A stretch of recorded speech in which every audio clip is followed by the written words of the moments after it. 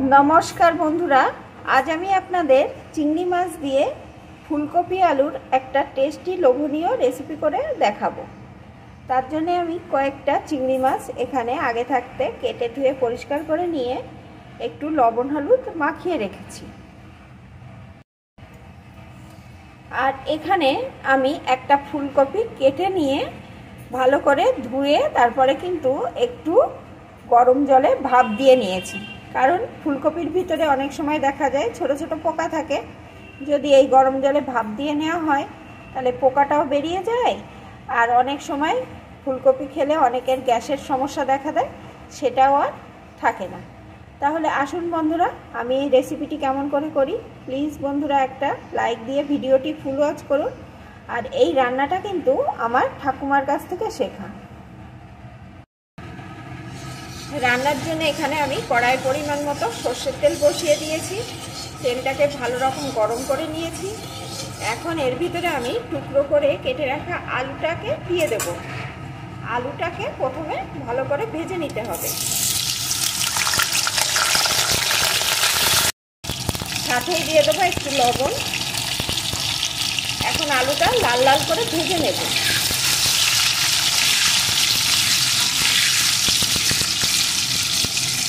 বন্ধুরা আমরা তো এখন অনেকেই পেঁয়াজ রসুন অনেক রকম মশলা ব্যবহার করে এই ফুলকপি আলু রান্না করে খাই, তবে আমার ঠাকুমা কিন্তু কোনো কিছু না দিয়ে খুবই সামান্য মশলায় এই ফুলকপি মাছ রান্না করতেন। আজ আমি আমার ঠাকুমার রেসিপিটাই আপনাদের সাথে শেয়ার করছি। আপনারা তো জানেন পুরোনো দিনের রান্নার স্টাইলটাই আলাদা ছিল আর খেতেও কিন্তু অসাধারণ স্বাদের হতো। আমি চেষ্টা করব সেই স্টাইলে রান্নাটা আপনাদের দেখানো। আলুটা এখানে সুন্দরভাবে ভেজে নিলাম। এখন আলুটা তুলে নেব। ভাজা আলু আমি তুলে নিয়েছি। এখন লবণ হলুদ মাখানো চিংড়ি মাছগুলোকে এর ভিতরে দিয়ে দেব।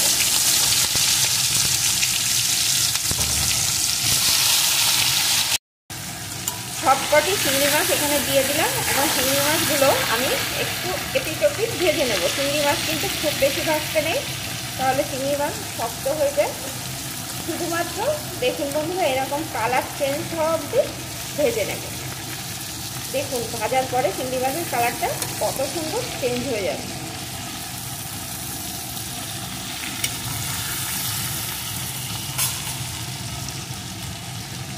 একটু ভেজে নিলাম। এখন চিংড়ি মাছগুলো আমি তুলে নেব।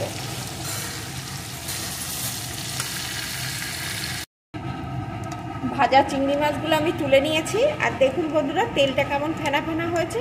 যেহেতু চিংড়ি মাছের মাথায় ঘিলু থাকে সেই ঘিলুটা একটু বেরিয়ে এসছে, তাই তেলের উপরে ফেনা ফেনা ভেসে উঠছে। এ দিয়ে কোনো অসুবিধা নেই, রান্নার স্বাদের কোনো পরিবর্তন হবে না, আরও টেস্ট বেড়ে যাবে। এখন এই তেলের ভিতরে ভাপিয়ে রাখা ফুলকপিটাকে দিয়ে দেব।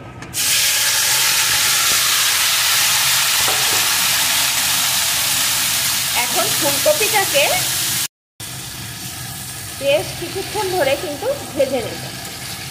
আর ফুলকপিটা ভাপ দেওয়ার সময় আমি একটু জলের ভিতরে লবণ দিয়েছিলাম, তাই এখন আমি কোনো রকম আর লবণ হলুদ দেব না।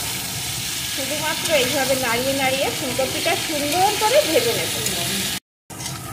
ফুলকপিটা কিন্তু আমি বেশ কিছুক্ষণ ধরে সুন্দর করে ভেজে নিয়েছি। দেখুন বন্ধুরা দেখলে বুঝতে পারছেন ফুলকপিটা সুন্দরভাবে ভাজা হয়ে গেছে। এখন এই ভাজা ফুলকপিটা আমি নামিয়ে নেব। ভাজা ফুলকপি নামিয়ে নিয়ে কড়াইয়ে আমি আরও একটু তেল বসিয়ে দিয়েছি। তেলটা গরম হয়ে যাওয়ার পর দিয়ে দিচ্ছি গোটা জিরে, একটা তেজপাতা। এগুলোকে একটু ভেজে নেব। একটু ভেজে নিলাম। এখন এর ভিতরে দিয়ে দেব চেরা কাঁচা লঙ্কা,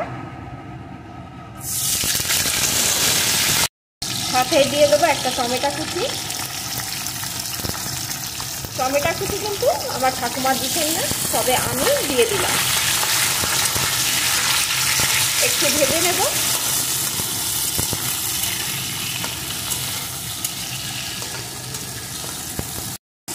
সব কিছু একটু ভেজে নিলাম। বন্ধুরা কাঁচা লঙ্কা এখানে কিন্তু আমি চিড়ে দিয়েছি, আপনারা চাইলে বেটেও দিতে পারেন। তবে কাঁচা লঙ্কাটা এইভাবে ভেজে এই তরকারিতে দিলে একটা অসাধারণ সেন্ট হবে, স্বাদেও ভালো হবে। তবে লঙ্কার পরিমাণটা আপনারা আপনাদের স্বাদ অনুযায়ী দিয়ে নেবেন। এখন আমি দিয়ে দেবো আদা জিরে বাটার পেস্ট।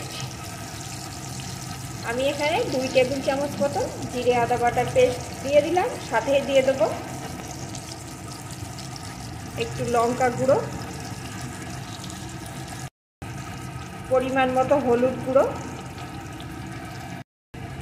স্বাদ অনুযায়ী লবণ, সামান্য একটু চিনি। এখন সমস্ত মশলাটা সুন্দর করে কষিয়ে নেব।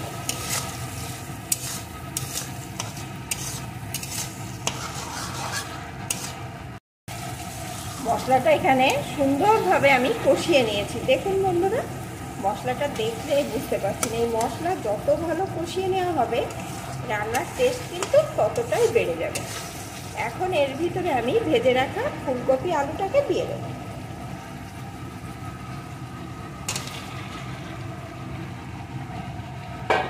মশলার সাথে ফুলকপি আলুটাও একটু কষিয়ে নেব। মশলার সাথে ফুলকপি আলুটাও সুন্দরভাবে কষিয়ে নিয়েছি। এখন এর ভিতরে আমি দিয়ে দেবো পরিমাণ মতো জল।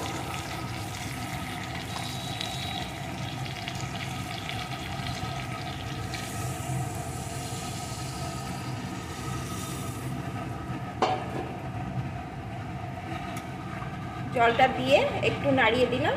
এখন ফুটে ওঠা অবধি অপেক্ষা করব। তরকারিটা কিন্তু ভালো রকম ফুটছে। এখন ভেজে রাখা চিংড়ি মাছগুলো এর ভিতরে দিয়ে দেবো।